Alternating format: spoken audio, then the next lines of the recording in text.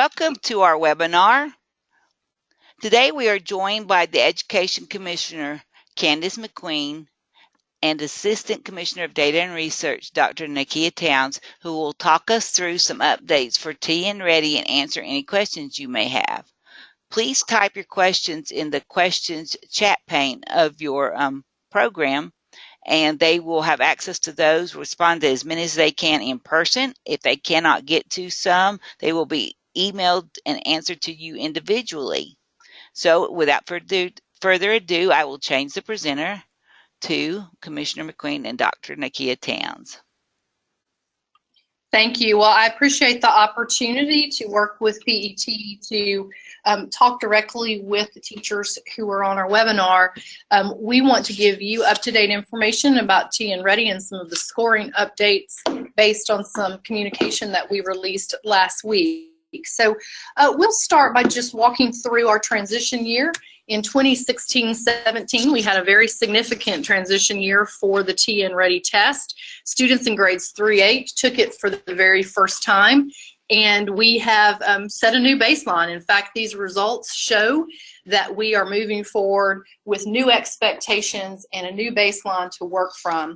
Most of you know when we create a new baseline that we will see a proficiency drop.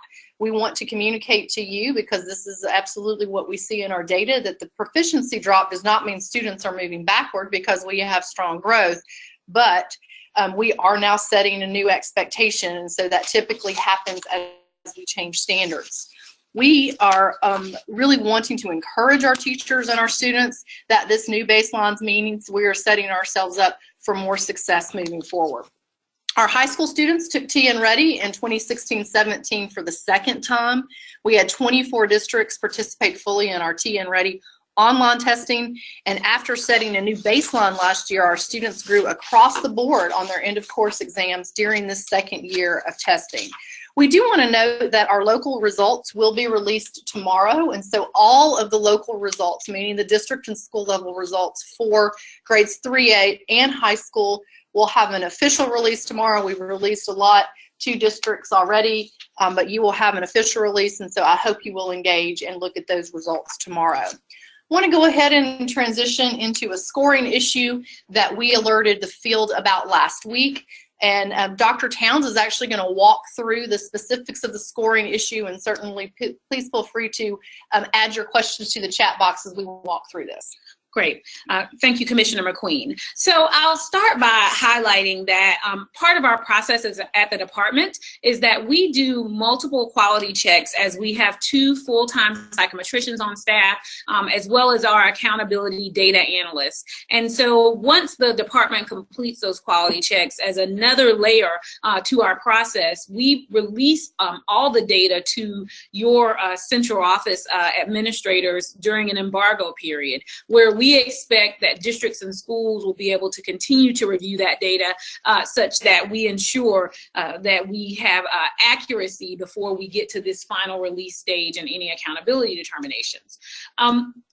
In that period, we did have a few issues that were discovered based on a conversation that we had with the district. They were actually digging into their standards analysis report, which we think is a wonderful thing. And as they were doing that analysis, they saw something that they thought seemed a little bit unusual for what was a group of high-performing students in a school in terms of the results on some of their standards. So when we dug into that with Questar, they realized that they had made an error to their scanner programming. So as you all know, we did paper pencil testing in most of our schools last year, and for high school EOC, there were 5 versions out of the 275 versions of the test that we have across the 11 content areas, where we discovered with Questar that they had made a scan program error. And so those resulted in those tests being scored inaccurately. Well, we saw that those 5 versions impacted a total of 9,400 student assessments out of 1.9 million assessments that we completed last year in grades 3, 8, and high school. Once we discovered these issues with those 5 versions in EOC, we made sure that we had Questar go back and check their scanner programming for grades 3, 8, and we have determined and are confident that there are no grade 3, 8 assessments that were impacted. So as a recap, less than 1% of all assessments that were given were impacted by this scoring issue. And of the 9,400 assessments that were impacted, 94% of our students actually earned a higher score, which is positive news. And in total, 1,700 tests actually had a score increase that resulted in their performance level changing. So we had students, for example, that would have moved from approaching to on track once we updated these scores. So 99.9% of our tests were scored accurately, but we have now updated these 0.1% of tests to correct the scoring issue. There were about 70 schools and 33 districts that were using one of these 5 form versions that we have found to have the error. And when we looked across our EOC statewide results that we have released, that was only 0.3% of our total statewide results. So there was no change to the statewide results that we had actually already shared in that early August timeframe. So the multiple quality checks, as I noted, helped us to ensure that we were able to capture these issues and correct them before any accountability determinations were made. And we are now in the process of working with SAC such that any individual TVAS scores for those educators who may have had students who took one of those 5 form versions, we will be rerunning their TVAS data. We have been reaching out to educators directly through notices in TNCompass so that they will be aware that their data will be pending when we open the restricted site for TVAS on next week, and you'll hear more about that in the next few days. So as we've been working with Questar as a partner, they have taken full responsibility for this error, and they've rescored the test, and they will rerun all score reports at no cost to the state. These corrected results for scale scores and performance levels have already been provided to district administrators, and in the next couple of weeks, we'll also update those PDF reports that you've been receiving and the individual student reports that need to be revised based on this corrected scoring. As we move into next year, Questar has certainly committed to their quality processing. They understand the severity of this issue, and we've been working with them to make sure they have a plan to strengthen their processes. As we move to online data for all high school EOC and offer it optionally for grades 5 through 8 this year, it's important to note that no school who tested online last year was affected by this scan program issue because, frankly, you don't need scanners when you're doing an online assessment. It can go straight to the scoring engine with no translation of data. So finally, I'll say that our expectation is that we have 100% accuracy. In no way do we feel like the issue that we have encountered is one that is acceptable. Even with 99.9% of our tests scored accurately, we know that this is important information for every student in our state and every educator in our state. And Questar understands this very clearly as well, that we are going to hold them and ourselves to the highest standard of delivery because, frankly, excellence is what students, teachers, and families in Tennessee deserve. So with that, I'll turn it back over to the Commissioner. Thank you, Dr. Towns. And let me reiterate this expectation. We want to share that we absolutely expect 100% accuracy, and in this area, we were not able to deliver that 100% accuracy. Again, the changes that are being made are all being made prior to any accountability determinations or accountability being attached, but we want to be clear that we are working toward 100% accuracy moving forward. Let me go ahead and note our continued transition with TNReady in 2017-18. Most of you know, as we started in the TNReady transition, we began talking about it as a 3-year transition. And I want to note that we are starting into year 3 of that transition. While we have made a transition, we have moved through now a baseline for all of our tests and even our new 2nd grade assessment that is optional for the field. We have started providing more practice materials. There are PDF practice tests now available in EdTools. We had a practice testing window that began on Monday in Nextera. That has gone well to date, and we've gotten positive feedback from the field. In November, we will be providing something called a community preview of the new Classroom Assessment Builder, or CAB. This community preview means that you will be able to access a plethora of questions or test items within the Nextera platform, and you will be able to give feedback on what you still want, particular tools that you want, or other ways that you want us to think about that Classroom Assessment Builder as we continue to make it very accessible to you as a classroom teacher. We are also in the process of improving data entry with our district. This is a very significant improvement. Our teacher-student claiming actually began the week of October 16th. Most of you know that that has typically begun after the testing window is over. We are actually creating a process where we can get that done in advance, and that claiming can then help drive a very streamlined, quick process after delivery of scores to us, so we can get it back to the field in a much faster way. And so we appreciate the districts who are working with us on that. All of our high school students will be taking TNReady online this year. The districts have an option to participate online in grades 5 through 8. And so we will continue to transition everyone next year.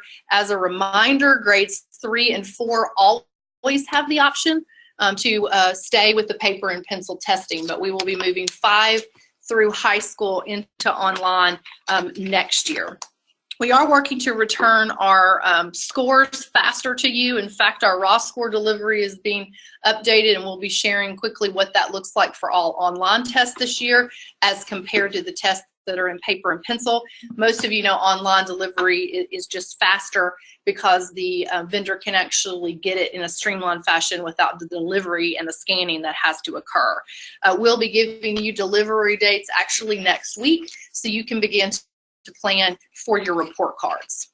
And finally, we're going to continue to be providing resources on tnready.gov. Those resources include the assessment blueprints. If you've not looked at those, make sure that the assessment blueprints are something that you are using as you plan for the year. This does narrow the types of things that you will see on the assessment each year. The writing rubrics and anchor or model papers are available to you, including annotated student responses. We have various FAQs on different topics related to TNReady, parent guides and resources, and then the sample standards analysis and score reports. Obviously, your district will be able to provide you with your specific reports.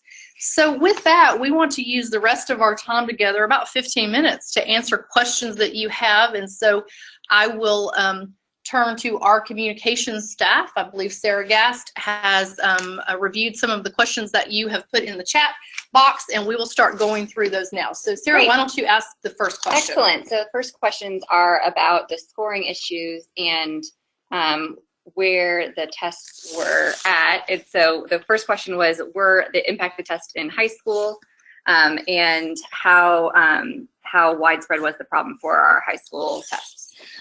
The answer is yes. All of the issues were in high school. It was for English 1, English 2, and integrated math 2. There were 70 schools across the state that had one of the 5 form versions.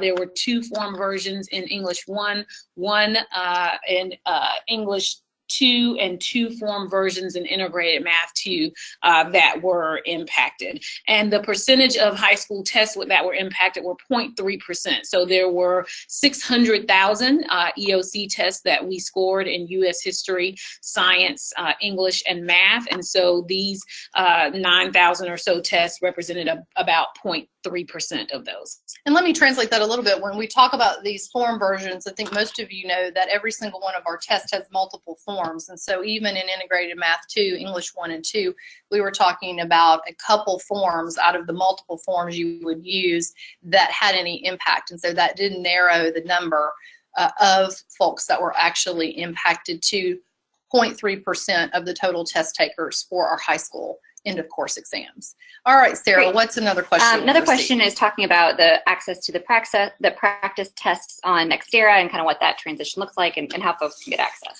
Absolutely. So the practice test is open. As you all know, we've been working through, as the commissioner mentioned, the updated processes. And so now the provisioning of students for both our practice test and our operational test is dependent upon students being correctly scheduled in the SIS and that information from the SIS being transferred to EIS. So I know the question was about when specific schools have access. Everyone has access to the extent that we've gotten their correct scheduling information. If you have specific issues or questions, please contact your building testing coordinator and they can work with us to see what the holdup is if you don't have information in the Nextera practice platform right now. Great. And then we have another question that's come through about whether there is an option for individual schools to opt in for online testing this year in 5-8. That's optional, of course, for there, even if the district does not choose to opt in. Great question. We have advised districts that we are certainly open to individual schools opting in for grades 5 through 8, similar to what we did for the high school opt-in. So if your school is interested in testing online, please contact your district testing coordinator and work through that with them. If they notify us that one of their middle schools wants to test online and perhaps not the other one, we are fine with that. We have wanted to allow school level opt-in, and so that should be a conversation to carry with your district if you have a critical mass at your school that wants to move forward with the online assessment. We are comfortable with having individual school-wide opt-in, even if not every school in the district. Great. And then we have another question that's come through about kind of the timing of results. So how quickly will educators and the public get scores next summer? Yeah, let me jump in and start that one. So one, when you take your test online, we can actually get the results of that much quicker. Obviously, you don't have to go through the packing and shipping and the delivery process and then the scanning process when it gets actually to the vendor. And so if you are testing online, meaning all of our high schools and any of our 5-8, you should be able to get your quick scores back very quickly. And we will be sharing those specific dates next week.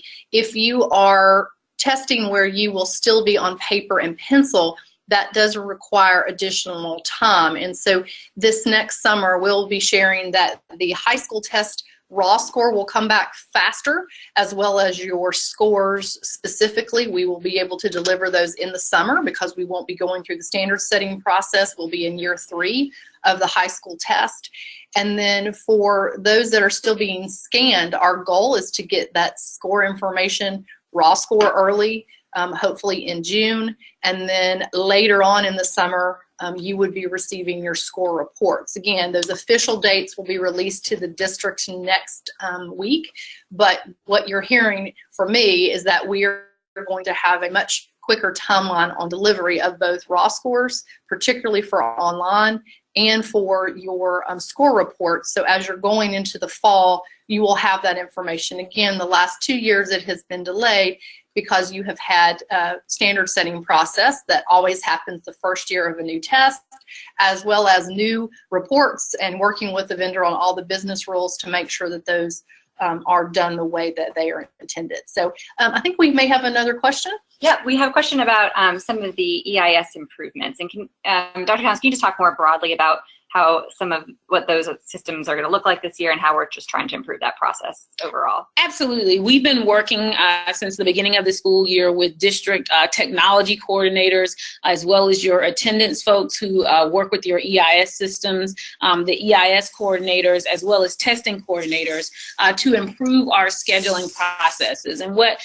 we found as we've rolled out a new tool this week called our data visibility tool is that even as folks think that we're correctly getting full enrollment information into the SIS, that information necessarily isn't showing up as provisioning students for an assessment. So let me give you an example.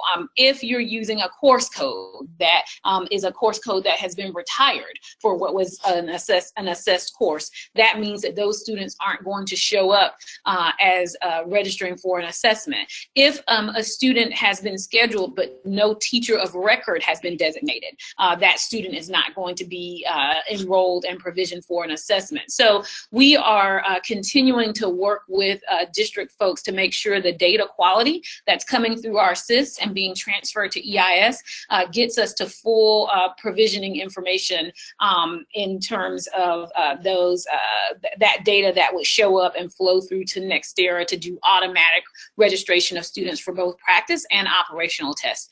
So right now we have many districts who are just getting to the point of where they're really finalizing their schedule data. I can already see that 50,000 students have been scheduled for the EOC online practice test. But if you have particular concerns in your district, I would say start with your building test coordinator, who can then work with your district testing coordinator to make sure that all of the data that is there that needs to be there to identify students for EOC tests. Great. And then a question, just a request for a recap of the scope of the issue in terms of the scoring problems, just quickly going over what was the high school tests that were impacted in the numbers.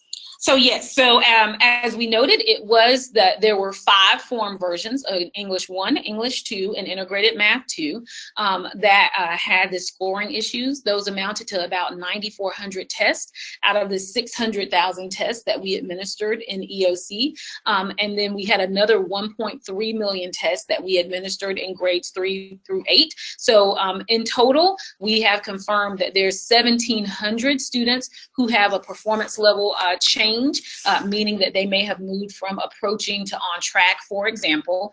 And so that represents about 0.1% of all the tests that we administered.